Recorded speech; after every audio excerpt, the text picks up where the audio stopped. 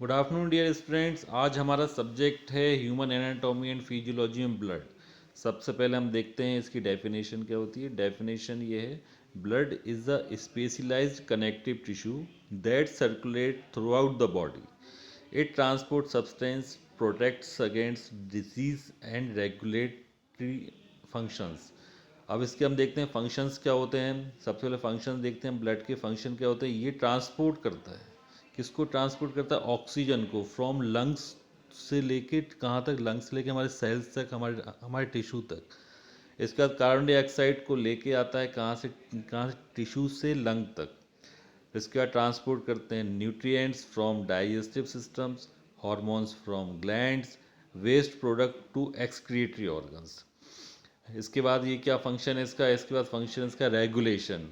किस चीज़ का regulation? Maintains body temperature, regulate pH, maintains fluid balance.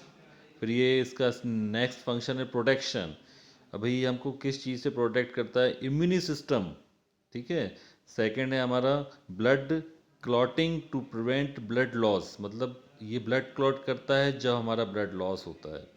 इसके बाद इसका कंपोजिशन देखते हैं हम, composition of blood. Blood is made up of plasma, मतलब 55% प्लाज्मा से मिलके बना होता है। इसके बाद फॉर्म्ड एलिमेंट इसमें रहते हैं 45%। प्लाज्मा हम देखते हैं, प्लाज्मा कैसा होता है? प्लाज्मा प्लाज्मा होता है, ये होता है येलोइश फ्लूइड होता है।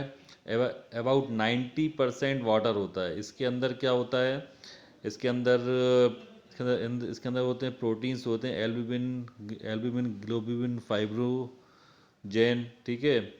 इसके बाद फंक्शंस ऑफ प्लाज्मा देखते हैं हम कि प्लाज्मा के फंक्शंस क्या होते हैं। ये प्लाज्मा क्या करता है? ट्रांसपोर्ट करता है सब्सटेंस को, मेंटेनेंस ब्लड वॉल्यूम। ये क्या करता है? ब्लड वॉल्यूम को मेंटेन भी करता है। Helps in clotting and immunity.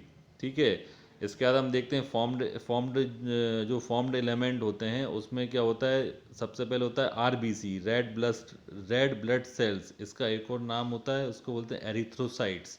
Shape कैसा होता है? इसका शेप होता है बाइकोनेव डिस्क टाइप, इसका शेप होता है। इसमें न्यूक्लियस नहीं होता, no nucleus there.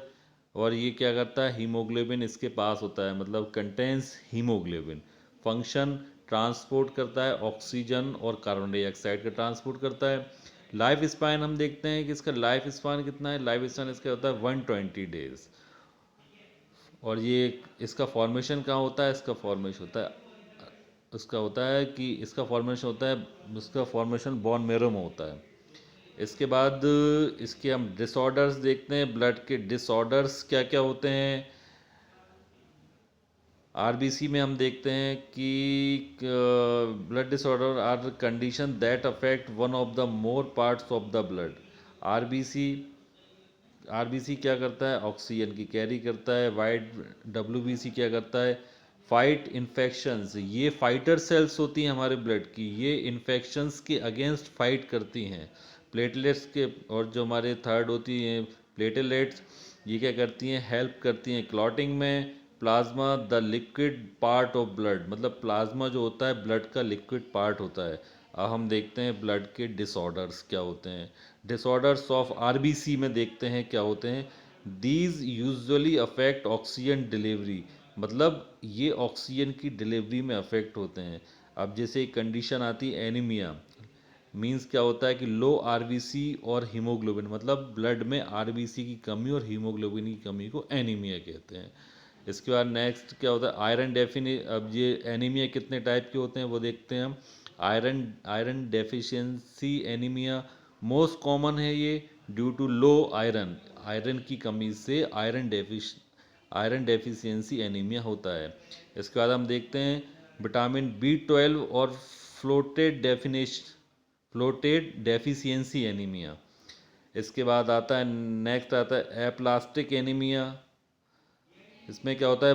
Bone marrow doesn't make enough blood cells, means bone marrow जितनी रिक्वायरमेंट होती है उतनी बोन मेरो, उतनी आरबीसी नहीं बना पाता। Inherited RBC disorder, sickle cell disease RBCs are sickle shaped and breaks easily, मतलब आरबीसी का जो शेप्ड होता है वो सिकल हो जाता है और इजीली ब्रेक हो जाती है। फिर इसके बाद थैलेसीमिया, एबनॉर्मल हीमोग्लोबिन प्रोडक्शन, मतलब हीमोग्लोबिन का एबनॉर्मल प्रोडक्शन होने लगता है। इसके बाद disorders of white blood cells, these affect immunity, अगर हमको डिसऑर्डर्स हो गए हैं वाइट ब्लड सेल्स के तो हमारी इम्यूनिटी वीक हो जाएगी। लो डब्ल्यूबीसी काउंट, ल्यूकोपीनिया, इन क्या होता है ल्यूकोपीनिया, क्या होता है increase risk of infection, high और एबनॉर्मल डब्ल्यूबीसीज। अब इसमें देखते हैं हम क्या होता है ल्यूकेमिया, ये cancer of blood forming tissues, मतलब कैंसर जो जो सेल्स करती हैं उन वो वाले टिश्यूज फॉर्म करने लगते हैं। फिर हो गया lymphoma, cancer of lymphatic cells. Third हमारी लास्ट हम देखते हैं डिसऑर्डर्स ऑफ प्लेटलेट्स के क्या डिसऑर्डर्स होते हैं। लो लो इसमें सबसे पहले कंडीशन आती है लो प्लेटलेट्स। इस ये मतलब ये क्या कॉज करता है, कॉज इजीली ब्रशिंग और ब्लीडिंग, मतलब बहुत ज़्यादा ब्लीडिंग होने लग जाएगी, ब्लीडिंग नहीं रुकेगी, क्लॉटिंग नहीं रुकेगी। इसके बाद हम देखते हैं नेक्स्ट लास्ट हमारा दिखते हैं वो होता है clotting disorder, haemophilia, inherited disorder, inherited disorder causing poor clotting, मतलब आपकी क्लॉटिंग में बहुत ज़्यादा टाइम लगने लग जाएगा। ठीक है।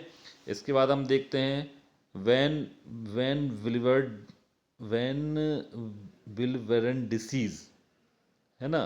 ये क्या होता है कि ये भी एक तरह का ब्लीडिंग डिसऑर्डर ही होता है जो प्लेटलेट्स की कमी के कारण होता है। Okay. Okay guys, thank you.